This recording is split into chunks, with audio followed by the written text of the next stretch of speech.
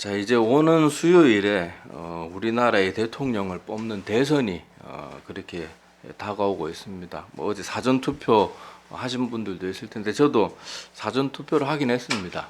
누구 찍었는지 그런 거는 서로 간에 묻지도 말고 말할 필요도 없고, 그런 거에 대해서 뭐 누가 누구 찍었는데 너 왜 그 사람 찍었냐, 하여튼 그런 말은 기독교인들이 좀 입에 안 담았으면 좋겠어요. 하여튼 이번 선거에는 제가 그동안 김영삼 대통령 때부터 지금까지 여러 번의 대선도 했고 여러 총선도 선거를 통해서 여러 사람들을 투표해 왔습니다. 그런데 물론 지금까지 뭐 대통령 후보든 국회의원 후보든 중에 마음에 100% 드는 사람 아무도 없었어요. 지금 한 명도 없었지만은, 그래도 그동안에는 투표하면은 그래도 이 사람이 좀 낫지 않겠나, 이런 마음도 있었고, 저 사람이 안 돼야 되니까 이 사람은 꼭 찍어줘야 되겠다, 이 정도 마음은 있었는데, 이번처럼 도대체 누굴 찍어야 될지 도저히 감이 안 오는 이런 경우는 제가 진짜 태어나서 처음이에요. 정말로 마음이 힘들고 무겁고, 제가 목사만 아니면 진짜 기권하고 싶더라고요. 그냥 투표장에도 가기도 싫고, 뭐 이거 뭐 될 대로 되라, 막 내가 진짜 믿음 없는 사람이면 좀 그렇게 행동하고 싶을 정도로 그런 지금 상태인데, 자, 지금 이렇게 우리가 대통령 후보들이나 뭐 매번 선거 때마다 누구 뽑아야 될지 정말 우리가 보기에도 이런 사람을 뽑아야 되나 이런 생각이 들 정도가 되는 이런 나라의 상황을 볼 때, 사람들이 흔히 보이는 반응은 그 후보자들을 욕하는 거예요. 자, 그런데 우리는 오히려 기독교인들이고 하나님을 믿는 사람들이기 때문에 그런 일을 절대로 해서는 안 됩니다. 그렇게 해서는 안 되고, 하나님이 왜 저런 사람들이 저렇게 나라를 다스리는 위치에 나올 수 있도록 하나님이 가만히 있으실까, 이런 것들을 생각해 봐야 돼요. 근데 가만히 있어서 그런 게 아니거든요. 하나님은 분명히 거기에 우리에게 주시는 메시지가 분명히 있단 말이에요. 그걸 깨닫는 것이 우리 그리스도인들이 해야 될 일이에요.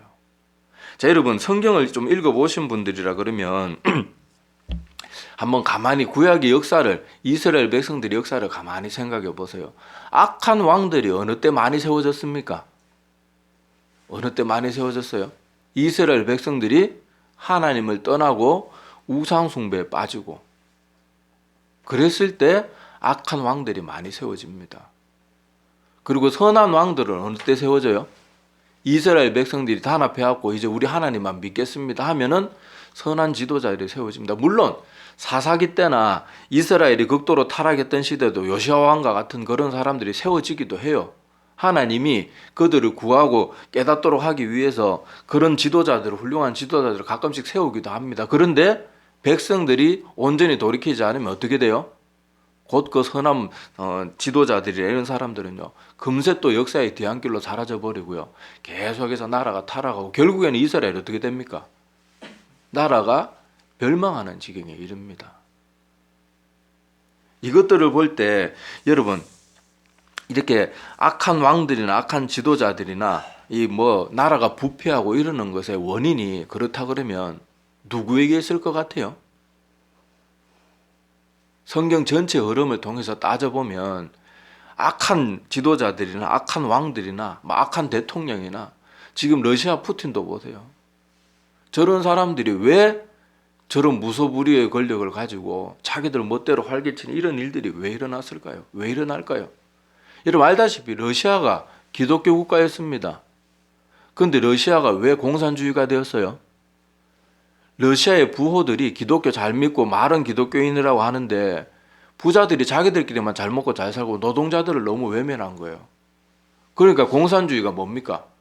다 뭐 같이 분배하고 같이 뭐 이런 말이야 그렇지만 그 속에 악한 것이 가득한데도 딱 노동자들이 듣기엔 부자들이 하는 거 보니까 지들은 우리가 열심히 피땀 흘려가지고 농사 지어가지고 다 갖다 바치면 지들은 맨날 호요식하고 잔치 벌이고 놀고 노동자들은 그렇게 수고한 만큼 대가를 안 해주고 이렇게 하니까 그게 물드는 거예요. 결국 러시아와 같은 기독교 국가, 또 독일도 어떤 나라에, 독일도 기독교 국가였잖아요. 그런데 로마 가톨릭이 그렇게 부패하는데도 성도들은 바르게 믿으려고 하지도 않고 종교개혁자는 다 잡아 죽여버리고 그렇게 하니까 기독교 국가들이 그렇게 악한 일들이 앞장서게 되는 거예요.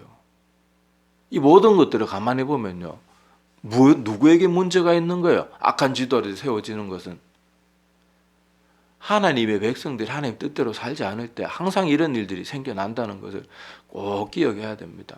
그럼 아까도 말했다시피 이번 투표 때 다들 한결같이 하는 말이 도저히 찍을 사람이 없다 그러잖아요. 그러면은 그 사람들이 저런 것들이 대통령 후보라고 나오냐 막 욕하기 전에 기독교인이라면 뭐부터 돌아봐야 되겠어요? 지금 우리 교회가, 한국 교회가, 그리고 한국 교회 구성원인 내가 하나님 잘 믿고 있냐? 그걸 생각해 봐야 되는 거예요. 제가 참 안타까운 게 뭔가 하면요. 지금 작년이란다. 이번 정권, 문 정권 들어서고 4년 동안, 그동안 특히 교회가 얼마나 모이면 성도들끼리도 문재인 정부 욕하고 대통령 욕하고 정말 가루가 되도록 얼마나 깠습니까? 그런데 그렇게 말하는 사람들 중에 제가 제일 마음이 아프고 슬픈 것은요. 과거 이명박 정부하고 박근혜 정부 때 그래 국민들이 막 그 정부에 대해서 비판하고 그럴 때 그 사람들이 뭐라고 했던 사람들인가 하면요. 사람도 다 대통령도 사람이고 다 부족한 것이 있는 사람들인데 그 사람들도 실수할 수 있고 부족한 게 있을 수 있는데 어떻게 감히 국민들이 나라의 대통령을 향해서 저렇게 함부로 말하냐고 그랬던 사람들이 그러더라니까요. 그러니까 사람들이 자기를 잘 몰라요. 자기가 비판하고 싶은 사람 막 비판할 땐 자기가 옳은 거고요. 자기가 감싸주고 싶은 사람 그렇게 다른 사람이 비판할 땐 저 사람들이 잘못된 거예요. 근데 다 잘못된 거예요. 다 잘못된 거예요. 우리는 항상 이 나라의 지도자들이나 이런 사람들, 여러 정치하는 사람들이 올바른 길을 가지 않을 때 왜 저런 사람이 득세를 할까 생각해 봐야 돼요. 어둠이 여러분 활개칠 때는 뭐가 없으면 어둠이 활개칩니까? 빛이 없으면 활개치는 거예요. 빛이 강하면 어둠이 어떻게 됩니까? 저절로 다 사라지는 거예요. 왜 악한 사람들과 왜 악한 저런 지도자들이 왜 활개를 칠까요? 그걸 생각해 봐야 돼요. 교회가 정말 환한 빛이 된다 그러면요. 악한 사람들이 득세를 할 수가 없습니다. 여러분 평양 대부흥 운동회 때 얘기 많이 들어보셨잖아요. 그때 워낙 갑작스럽게 많은 사람들이 기독교로 돌이키고 또 돌이킨 사람들은요. 그냥 나 교회만 다니네 이게 아니었어요. 완전히 삶이 바뀌어버린 거예요. 그러니까 평양 1907년에 평양 대부흥 운동이 일어났을 때요. 주일날만 되면 유흥업소 안 믿는 사람들도 문을 못 열었대요. 그 분위기가 너무 무서워서 두려워서. 아 주일날은 장사하면 안 되고 특히 이런 술집이라든지 이런 거 하면 안 되는구나. 안 믿는 사람들까지도 그 분위기에 젖어드는 거예요. 그렇다 그러면 지금 악한 사람들 날이 갈수록 정치인들을 하는 일이 형편없잖아요. 이번 대선 토론도 여러분 보시면은 내가 이 나라를 위해서 어떻게 하겠습니다 이런 말이 많던가요? 아니면 서로 맨날 까내르는 말들이 많던가요? 아니 이 나라가 지금 점점 이렇게 힘들어져 가고 있는데 대통령 후보 나오는 사람들이 저 정말 이 한 번 불살라가지고 이 나라 부흥하고 재건하는데 온 힘을 다하겠습니다. 저는 지금 상대방 후보 비판할 시간도 없습니다. 이러는 사람은 없고요. 그 귀한 시간에 상대방 까내리는 데만. 근데 그런 일들이 일어나는 이유가 우리가 그 사람도 욕할 게 아니라니까요. 우리가 빛이 되어야지 사람들이 그런데 토론에 나와서도 감히 남을 비방하면 사회적 분위기가 이런 것 안 좋아하는 분위기구나 이러면 안 되겠다. 깨닫고는 안 하게 될 텐데 온통 교회들부터 가장 앞서서 상대방을 욕하고 나라 욕하고 그렇게 하니까 세상도 그렇게 되어가고 있는 거예요. 우리 막 정부 욕하고 나라 대통령 욕하고 이러는 사람들이 자기는 세상에 제일 의로운 사람들처럼 말해요. 그리고 제가 미리 말씀드리지만은 이번에 누가 대통령이 되든 이번 수요일날 결판 나잖아요. 누가 대통령이 되든 자기가 원하는 사람이 되든 안 되든 욕하지 말고 기도해 주세요. 제가 이번 4년 동안 많이 들었던 말이 그래도 나라 욕하지 마라. 성경에도 하나님 욕하지 마라 그러고 기도해 주라 그랬는데 그러면 안 된다. 이 말 하면요. 너 문빠냐? 너 빨갱이냐?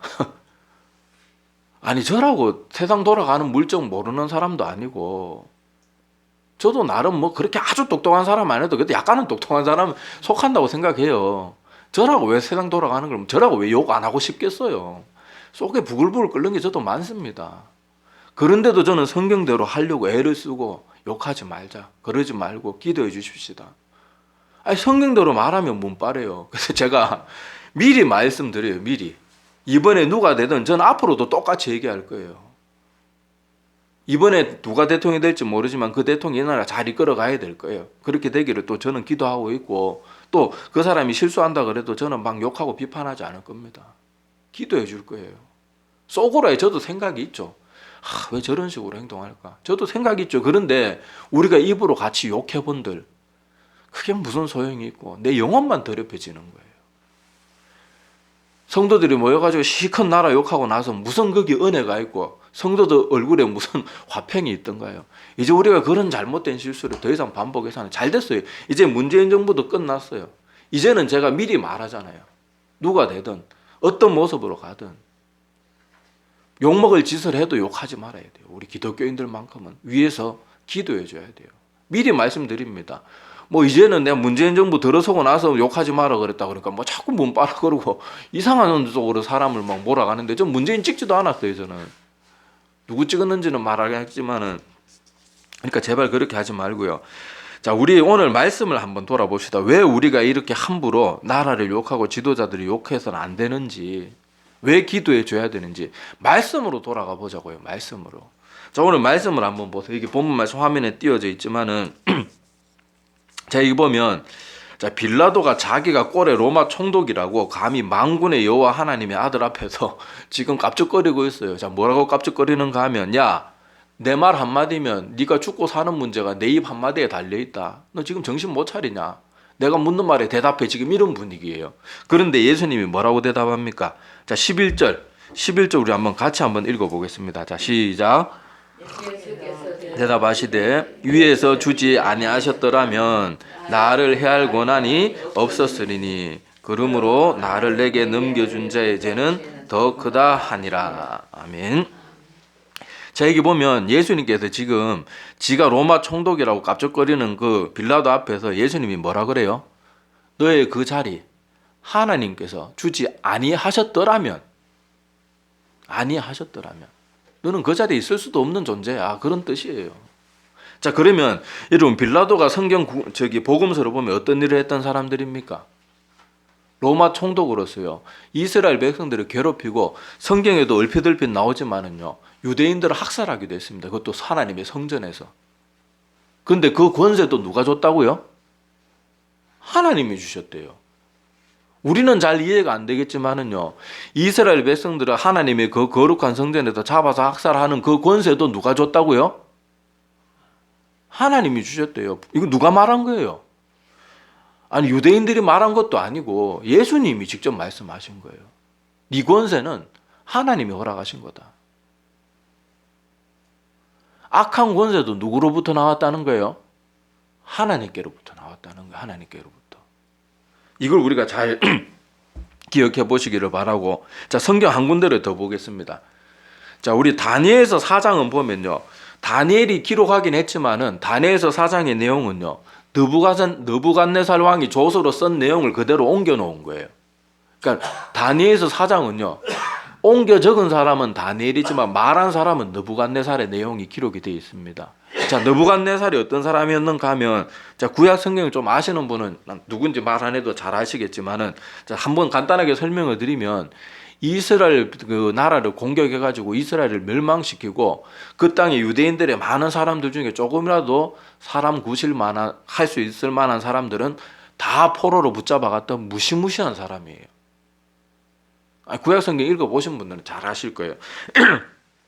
자, 그런데 그 느부갓네살 왕이 지가 그렇게 큰 나라를 이루고 뭐 이스라엘도 침공해서 다 무너뜨려 버리고 이렇게 하니까 교만이 머리 끝까지 차오른 거예요. 그래서 어떤 생각을 품는가 하면, 야, 내가 이 큰 나라를 이루고 내 힘으로 이렇게 멋진 왕국을 이루었다. 그렇게 말하자마자 하나님이 그것은 네가 한 게 아니고 내가 그렇게 하도록 했을 뿐이라는 거 알려주기 위해서 하나님이 어떤 일을 행하셨어요. 자, 여기 다니엘서 4장 30절에서 자 32절 말씀인데 한번 제가 읽어드릴 테니까 여러분 눈으로 한번 보시기 바랍니다. 자, 화면 한번 보세요. 자, 나 왕, 여기 나는 느부갓네살입니다. 느부갓네살. 자, 여기서 나는 계속 느부갓네살 1인칭은 느부갓네살이에요. 자, 느부갓네살이 나 왕이 말하여 이르되 이 큰 바벨론은 내가 능력과 권세로 건설하여 나의 도성으로 삼고 이것으로 내 위엄의 영광을 나타낸 것이 아니냐 하였더니 이 말이 아직도 나 왕의 입에 있을 때 하늘에서 소리가 나서 참 소리가 내려 이르되 느부갓네살 왕아 내게 말하노니 나라의 왕위가 내게서 떠났느니라. 내가 사람에게서 쫓겨나서 들짐승과 함께 살면서 소처럼 풀을 먹을 것이요 이와 같이 7대를 지내서 지극히 높으시니가 사람의 나라를 다스리시며 자기의 뜻대로 그것을 누구에게든지 주시는 줄을 알기까지 이르리라 하더라. 저에게 다니엘서에 기록된 느부갓네살이 직접 한 말의 내용입니다. 자, 여기 보면은 느부갓네살이 지심으로 그렇게 대단한 나라를 이루었다고 생각하는데 실제로는 오늘 말씀해 보니까 느부갓네살이 막 전 세계 주변 나라들 다 정복할 수 있는 힘을 누가 준 거예요? 하나님이 주신 거예요. 그리고 하나님이 왜 이스라엘에게 이렇게 하나님의 백성 이스라엘 백성들의 나라가 다 망하고 포로로 잡혀가도록 한 이유는 뭐예요? 이스라엘 백성들이 하나님을 똑바로 섬기지 않고 우상숭 그들 하나님 완전히 안 섬긴 건 아니에요. 날마다 성전에 가서 제사 드리고 뭐 절기도 다 지켰어요. 그런데 우상도 같이 섬겼거든요. 그래서 하나님이 결국은 수많은 선지자들을 보내도 돌이키지 않으니까 이 느부갓네살 왕의 힘을 통해 가지고 이스라엘을 징계하신 거예요. 그런데 오늘 중요하게 우리가 봐야 될 것이 뭔가 하면요. 자, 하나님께서 이 느부갓네살에게 하나님의 뜻에 따라서 어떤 사람을 세우기도 하고 그 사람을 무너뜨리기도 하고 하나님이 다 알아서 하시는 거예요. 자, 그래서 이 느부갓네살 왕은요, 성경에 기록된 것처럼 실제로 사람의 정신이 떠나버립니다. 그래가지고 7년 동안 들에서 미친 사람처럼 정신 나간 사람, 귀신 들린 사람처럼 그렇게 7년 동안 풀 뜯어먹고 그렇게 살고 있는 거예요. 그러다가 7년 뒤에 정신이 돌아와서 기록한 게 이 다니엘서 4장의 내용이에요. 자, 여기서도 보면은 이 악한 권세도 우리가 보기에는 이스라엘 하나님의 백성들을 막 짓뭉개고 이러는 그 힘도 누구에게로부터 왔다는 거예요? 하나님께로부터 왔다는 거예요. 지금 최근에 막 교회에 대해서 막 나라의 정부가 간섭하기 시작하고 막 이런 일들이 일어나고 있잖아요. 자, 그렇다면 그 권세도 누가 줬다는 거예요? 하나님이 주신 거란 말이에요. 그러면은 이스라엘 백성들이 이렇게 외부로부터 침략을 당하고 공격을 당하고 멸망하게 되고 이러는 모든 일들이 왜 그랬다고 되어 있습니까? 하나님을 바르게 섬기지 않았기 때문에. 그러니까 교회가 막 이것저것 간섭받고 뭐 이렇게 통제받고 할 때는 우리가 생각해야 될 것이 뭔가 하면 저놈의 나쁜 놈들 할 게 아니고 우리가 타락하니까 하나님의 보호의 손길이 하나하나 걷어져 가고 있구나. 우리가 회개해야 될 때구나. 그걸 깨닫는 사람이 없어요. 그거 얘기해 주면은 자꾸 교회 비판한다 그러고. 바른 걸 가르쳐 주는 걸 비판한다 그러면 누가 입을 열겠습니까? 누가 입을 열겠어요? 자, 그래서 여기 오늘 느부갓네살 왕과 같이 교회를 지금 뭐 이스라엘 백성이지만 이 시대로 말하면 교회를 막 힘들게 하고 이러는 권세들도요. 다 모든 권세는 우리가 보기에는 막 그 사람들 욕하지만은 모든 권세나 힘은 하나님께서 허락하셔야 그것이 주어진다는 걸 기억해야 됩니다. 자, 한 군데만 더 성경을 또 볼게요. 자, 여기 보면 자, 역대하 12장 4절에서 8절에 보면 자, 하나님이 이런 말씀을 하시는 내용이 나옵니다. 자, 이것도 제가 빨리 읽어 드릴 테니까 자, 눈으로 한번 보세요. 자, 시삭이 유다의 견고한 성읍들을 빼앗고 예루살렘에 이르니 그때 유다 방백들이 시삭의 일로 예루살렘에 모였는지라 선지자 스마야가 르호보암과 방백들에게 나와 이르되 여호와께서 이같이 말씀하시기를 너희가 나를 버렸으므로 나도 너희를 버려 시삭의 손에 넘겼노라 하셨다 한지라. 이에 이스라엘 방백들과 왕이 스스로 겸비하여 이르되 여호와는 의로우시다 하매 여호와께서 그들이 스스로 겸비함을 보신지라. 여호와의 말씀이 스마야에게 임하여 이르시되 그들이 스스로 겸비하였으니 내가 멸하지 아니하고 저희를 조금 구원하여 나의 노를 시삭의 손을 통하여 예루살렘에 쏟지 아니하리라. 그러나 그들이 시삭의 종이 되어 나를 섬기는 것과 세상의 나라들을 섬기는 것이 어떠한지 알게 되리라. 이것이 역대하 12장 4절에서 8절의 내용입니다. 자, 그러면 시삭 왕이 유다 침공은요, 실제 역사의 기록에 남아 있습니다. 자, 시삭이 쏴상크 1세로 알려져 있는 사람이고요. 애굽의 22왕조를 일으킨 왕입니다. 그리고 이스라엘 침공에 대한 기록이 구체적으로 아직도 그 아몬 사원의 벽에 새겨져 있는데요. 자, 이 아몬 사원이 어디 있는가 하면 테베스, 데베, 그 가르낙이란 거기에 아몬 사원의 벽에 여기 유다 침공에 대한 내용이 실제로 새겨져 있어요. 그래서 그 기록에 보면요, 시삭이 이스라엘을 공격해가지고 성읍 180개를 취했다고 아직까지 뚜렷한 기록의 벽화의 기록으로 남아 있어요. 성경은 누가 교묘하게 지어낸 내용이 아닙니다. 실제 역사예요. 자, 그런데 여기서 뭐라고 말합니까? 자, 하나님께서 이 시삭 왕이 유다를 막 침공해가지고 성읍들을 빼앗고 막 이렇게 하고 있으니까 지금 180개 성읍을 막 지금 취하고 있는 중이었어요. 그러니까 이스라엘 백성들이 모여가지고, 자, 하나님이 너희가 나를 버렸으므로 나도 너희를 버린다. 선지자 스마야를 통해서 이 말씀을 해주시니까 그때 왕들이 막 그 시삭 왕을 욕한 게 아니고 뭐 했다고 나옵니까? 하나님 앞에서 하나님 하시는 일이 다 의롭습니다. 우리가 잘못했습니다. 회개하기 시작한 거예요. 그러니까 하나님이 딱 거기까지, 원래는 하나님께서 회개하지 않았으면 유다를 아직 이번에 그냥 완전히 끝내버렸을 텐데, 회개함을 보고 하나님이 어떻게 하십니까? 이스라엘을 완전히 멸망시키지는 않고 180개 성읍을 뺏는 것으로 끝내는 거예요. 그러면서도 하나님이 뭐라고 말하는가 하면요, 자, 마지막 이 8절, 12장 8절이 중요합니다. 그러나 그들이 시삭의 종이 되어 나를 섬기는 것과 세상의 나라들을 섬기는 것이 어떠한지 알게 되리라. 악한 나라, 악한 왕, 악한 그런 힘들을 통해 가지고 하나님의 백성들을 이렇게 힘들게 할 때는 뭐가 그 목적이 깔려 있다는 거예요? 너희가 세상을 섬기는 것과 나 여호와 하나님을 섬기는 것이 어느 게 더 나은지 너희들이 뼈저리게 느껴봐야 된다. 내가 그동안 말로 하니까 너희들이 도저히 알아먹지를 않는다. 그래서 내가 손을 쓸 수밖에 없다. 왜냐하면 내가 너희들을 사랑하기 때문에. 사랑하지 않으면요, 그냥 계속 우상 숭배하고 교회에서 엉망으로 예배드리고 엉뚱한 짓 하고 그래도 그냥 버려두는 거예요. 사랑하니까 악한 손들을 통해서 하나님이 징계하시는 거예요.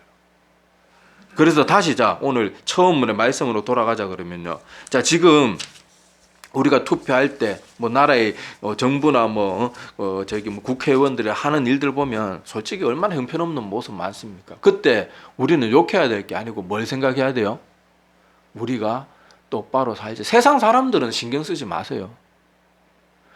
세상에 악한 일들은 언제든지 일어날 수밖에 없는 것이고, 우리도 하나님 믿지 않았으면 똑같이 악한 사람들이에요.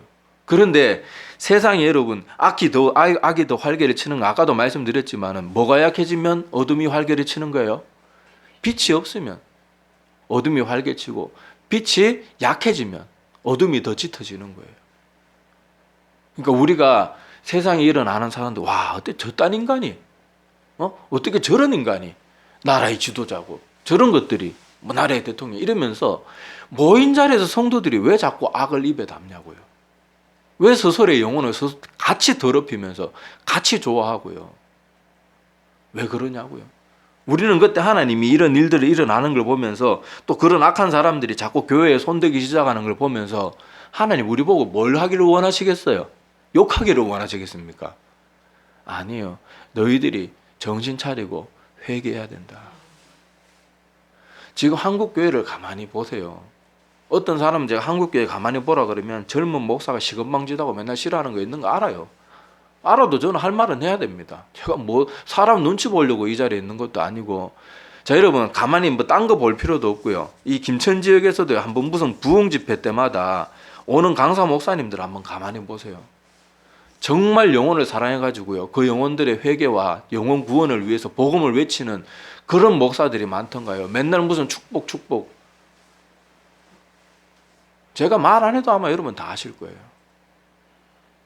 하나님은 지금 하나님의 백성들이 깨어나서 기도하고 회개하고 올바른 길로 돌이키기를 원하시는데, 우리는 그런 거에 관심이 없어요. 지금 그리고 성도들도 참 안타깝고, 제가 이번 4년 동안 정말로 충격받은 게 뭔가 하면요, 어떻게 우리나라 초대형교회 목사님이고 TV에 나와서 맨날 이름만 대면 알 수 있는 유명하고 영향력 있는 목회자들이 어떻게 정광훈 같은 사람을 지지하고 그런 사람들한테 형님 그러면서 쫓아다니고요. 더 세게 하세요. 더 세게 하세요. 그런 말 하는데 그런 목회자들은 또 그런 교회가 부흥이 돼요.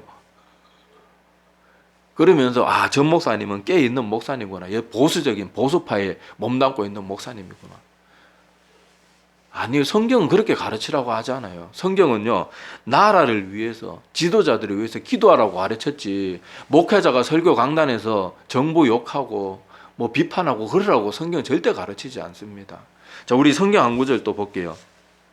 자, 이거는 전에도 한번 나눈 말씀인데, 자, 디모데전서 2장 1절에서 4절입니다. 자, 우리 이건 한번 같이 읽어볼게요. 자, 4절이지만 내용은 좀 작아서 같이 한번 읽어보겠습니다. 자, 시작. 그러므로 내가 첫째로 권하노니 모든 사람을 위하여 간구와 기도와 도구와 감사를 하되 임금들과 높은 지위에 있는 모든 사람을 위하여 하라. 이는 우리가 모든 경건과 단정함으로 고요하고 평안한 생활을 하려 함이라. 이것이 우리 구주 하나님 앞에 선하고 받으실 만한 것이니 하나님은 모든 사람이 구원을 받으며 진리를 아는 데에 이르기를 원하시느니라. 아멘. 여기 성경의 가르침이 너무도 분명하지요. 뭐라고 되어 있습니까?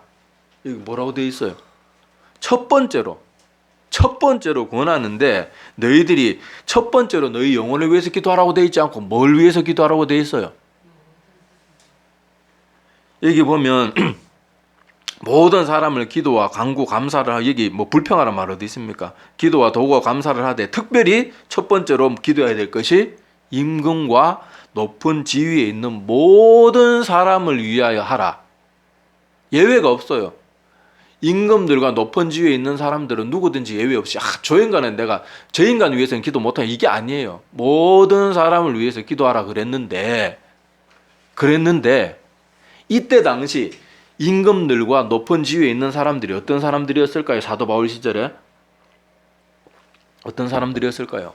나라를 잘 다스리고 정말 하나님의 교회를 위해서 애쓰는 사람들이었습니까? 아니에요. 안으로는 바리새인들과 서기관들, 대제사장들이었는데 여러분 알다시피 이 사람들이 했던 일이 뭡니까? 기독교인들 잡아 죽이는 사람들이었어요. 바깥으로 임금들과 높은 지위에 있는 사람들은 로마 제국이잖아요. 로마 제국은 또 어땠습니까? 로마 제국도 꼭 동일하게 강제로 황제 숭배하게 만들고 황제 숭배하지 않는 특히 기독교인들은 아주 잔인하게 죽였습니다. 본보기를 삼는다고. 그런데 사도 바울은 누구를 위해서 기도하래요? 교회를 잡아 죽이고 성도들 자기 지금 내 친구를 잡아 죽이는 그 사람들을 위해서 기도하래요. 욕하고 저주하고 원망하지 말고. 그런데 우리는 지금 이 시대에 비하면은 그렇게 그 정도는 아니잖아요. 지금 뭐 정부가 뭐 교회 성도들 너 예수 믿으면 다 죽여버린다 그러면 뭐 교수형을 시키고 뭐 총살시키고 이런 건 아니잖아요. 뭐 전교의제 안 치고 이런 거 아니잖아요. 그런데 이 시대에조차도 하나님은 사도 바울을 통해서 그들을 위해서 기도하라고 가르쳤어요. 그런데 우리는 지금 하고 있는 게 뭡니까? 내가 사람들도 잘 안 만나지만은요, 작년 4년 동안 사람들 만나면 다 그런 건 아니지만은요, 많은 사람들이 모였다 그러면 나라 욕해요. 대통령 욕해요. 분명히 자기 입으로는 어떻게 사람이 다 완전할 수도 없고 실수할 수도 있지 나라의 대통령을 욕하냐고 그랬던 사람들이 그러고 앉아 있더라니까요.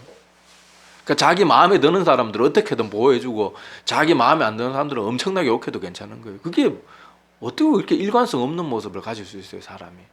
여기 보면 분명히 말합니다. 하나님께서는요, 모든 임금들과 높은 지에 있는 사람들 모든 사람을 위해서 기도하라 그러고 그 이유가 뭡니까? 그렇게 해야 우리가 경건함과 단정함으로 고요하고 평안한 생활을 할 수 있다는 거예요. 이게 무슨 말이에요? 임금들과 높은 지위에 있는 사람들도 우리가 기도 열심히 해가지고 저 사람들이 정말로 구원받고 하나님의 백성이 되면 어떻게 돼요? 우리가 더 신앙생활 더 온전하게 할 수 있는 거예요. 실제로 그렇게 됐잖아요. 여러분 로마가 사도 바울이 이렇게 기도할 당시에 그때 당시는 막 사람들 잡아 죽이고 기독교인들 잔인하게 죽이고 그랬지만은 결국 이 말씀에 순종한 초대교회 성도들이 그들을 위해서 열심히 기도했더니 어떻게 됩니까? 로마 제국이 어떻게 돼요? 기독교 국가가 되잖아요. 근데 우리가 나라를 위해서 기도하기는커녕 허구한 저주나 퍼붓고 나라 대통령 욕이나 하고 저거 심장마비 걸려서 확 죽여버려요. 목사들이 그런 말을 하고 앉아있으면 어떻게 이 나라가 기독교 국가가 되겠냐고요. 기도해줘도 모자랄 판에. 근데 우리는 계속해서 저주하고 그 저주가 결국 나에게 돌아올 것은 생각지도 않고 나는 마치 그 대통령이나 그런 사람들보다 되게 의로운 것처럼. 우리가 솔직히 그 사람들보다 의롭습니까? 까놓고 말해가지고 우리 마음속에 거 다 드러내놓고 그 사람들이 우리나 속에 있는 거 다 드러내가지고 같이 비교하면 정치인들이랑 우리는 다를 게 뭐가 있어요? 똑같이 나쁜 놈들이지. 뭐 목사인 저라고 뭐 의로운 줄 압니까? 다 똑같이 더럽고 추하고 악하기 끝이 없는 그게 우리 인간들의 본 모습이에요. 누가 누구를 욕하고 누가 누구를 비판합니까? 우리는 서로를 위해서요 불쌍히 여기고 기도해주는 존재들이 되어야 돼요. 그러니까 이번에 대선이 이제 곧 다가오고 뭐 벌써 투표한 사람들도 있겠지만은 누가 되든지 이제는 욕하는 거 끝냅시다. 저도 욕하지 않을 거예요. 그리고 저도 욕하지 않았어요. 저는 막 사람들한테 핀잔 먹고 욕 먹고 문바람 소리 듣고 빨갱이 소리 들어가면서도요 저는 욕하지 말자 그랬어요. 내가 문바가 아니야. 그러니까 미리 말씀드려요. 이번에 누가 대통령이 되든 이재명이 되든 윤석열이 되든 뭐 허경영이 될 일은 없겠지만 누가 되든 간에 욕하지 말고 기도해줘요. 정말로 기도해줘요. 그 사람들이요 둘 다 뭐 이재명도 뭐 자기는 뭐 성도입니다 이렇게 말은 하지만 하는 일 보면 기독교는 아니잖아요. 그냥 종교인일 뿐이지. 근데 윤석열이 되든 뭐 구설하고 뭐 미신에 빠져 있는 어떤 사람이 되든 뭐 이재명이 되든 누가 됐든 간에 우리가 열심히 기도해가지고 그 사람들이 정말 확 하나님의 능력으로 완전히 사람이 돼가지고 와 정말 하나님은 살아계신 하나님이구나 이래 돼가지고 막 나라를 정말 막 기독교에 막 이렇게 사람들에게 힘을 실어주고 교회에 힘을 실어주고 정말 나라를 올바른 나라 막 잘못된 법들이나 뭐 차별금지법이나 이런 것들 이건 정말 우리가 몰랐는데 이거 정말 잘못된 법이구나 뭐 이렇게 알아가지고 그 사람들 완전히 변화되면 얼마나 우리에게 덕이 되겠어요. 그리고 그 영혼도 미신에 빠져있고 악에 빠져있다고 구원받으면 얼마나 축복하고 축하할 일입니까? 하나님이 원수까지도 사랑하라 그랬는데 대통령 욕하고 이런 사람들 보면요 사랑이 전혀 없고 악이 가득해요. 솔직히 그 사람 뭐 우리 집을 잡아 죽였어요. 뭐 어떻게 했어요? 그리고 역대 대통령 중에 이 나라 완전히 100% 올바르게 다스린 대통령이 누가 있습니까? 다 엉망진창이었지. 우리나라 역대 대통령 중에 흠없는 대통령, 나라 말아먹지 않은 대통령 누가 있어요? 다 엉망진창이었지. 그러니까 이제 우리 이런 모든 악을 끊어내고요. 이제는 우리가 서로 기도해주고 서로 위해주고 그렇게 해서 이 나라가 하나님이 기뻐하시는 건강한 나라가 될 수 있도록 정말로 기도 많이 합시다. 그리고 이제 3일밖에 남지 않았지만은 이 대선에 우리가 원하는 사람이 뽑히도록 그렇게 기도해서는 안 돼요. 하나님이 원하시는 사람이 그 자리에 설 수 있도록. 우리는 누군지는 모르지만 우리의 권리를 행사할 뿐이고 기도는 하나님이 원하시는 사람이 세워질 수 있도록 기도는 그렇게 해야 돼요. 아까 분명히 말했지만은요. 악한 왕들조차 누가 다 세웠다고 말합니까? 하나님이 세웠다고 말하잖아요. 그러면 악한 왕이라고 우리가 막 욕을 하고 거기서 하나님이 주시는 회개하라는 교훈은 받지 못하고 욕하면 결국 그 악한 왕이든 악한 정부든 뭐 악한 권력을 세운 누구를 욕하는 거예요? 하나님을 어떻게 보면 하나님을 욕하는 걸 수 있다니까요. 우리가 하나님 두려운 줄 알아야 돼요. 그래서 우리가 이번에 대선이 다가오고 새로운 대통령이 뽑히게 될 터인데 이제는 나라 욕하고 정부 욕하고 대통령 욕하는 이 악의 사슬, 이 저주의 사슬을 끊어냅시다. 이 모든 저주가 결국 우리 교회에 다 돌아온다는 거 왜 깨닫지 못합니까? 여기 오늘 보세요. 사도 바울이 기도했더니 결국 로마 제국 그렇게 기독교인들을 핍박하고 잔인하게 죽였던 그 로마 제국도 기독교 국가로 바뀌잖아요. 이런 기도의 힘은 왜 생각하지 않고 나라를 저주하고 저주해 보세요. 고스란히 세상은 더 교회를 더 미워하고요. 그 피해는 교회가 다 받게 됩니다. 지금 하나님이 막으셔서 그렇지. 조국이 그 인명을 불러가지고 그 자리에 서게 되면서 뭐라고 말했습니까? 내가 이 요놈의 교회들부터 손봐야 되겠다. 계속 우리가 교회 나라 대통령들 저주하고요, 욕하고요. 그러면요, 그 피해를 고스란히 우리가 다 입는다는 거, 그 정신 차리고 깨달아야 돼요. 남에게 대접받고 싶은 대로 너희도 남을 대접하라. 왜 그 단순한 진리를 깨닫지 못합니까? 그리고 성경이 분명히 이 나라를 위해서 기도하고 지도자들을 위해서 기도하라 하는데 기도하지는 못할 망정. 왜 맨날 그렇게 악을 입에 담고 사단이 박수치고 좋아할 그런 일들만 자꾸 하는지 모르겠어요. 하나님이 기뻐하시고 박수칠 만한 일들을 이제는 우리가 해야 되지 않겠습니까? 그래서 우리가 정신 차리고 정말 하나님 두려운 줄 알고 악한 자든 어쩐 자든 그런 자들이 악한 일을 하는 거 보면서 막 욕하고 그러면요, 그 일을 하게 하신 하나님이 주시는 교훈은 온데간데 없고 하나님이 하신 일을 내가 비판하는 사람밖에 안 된다는 두려운 사실도 마음에 다시 한번 깊이 새겼으면 좋겠어요. 기도드리겠습니다.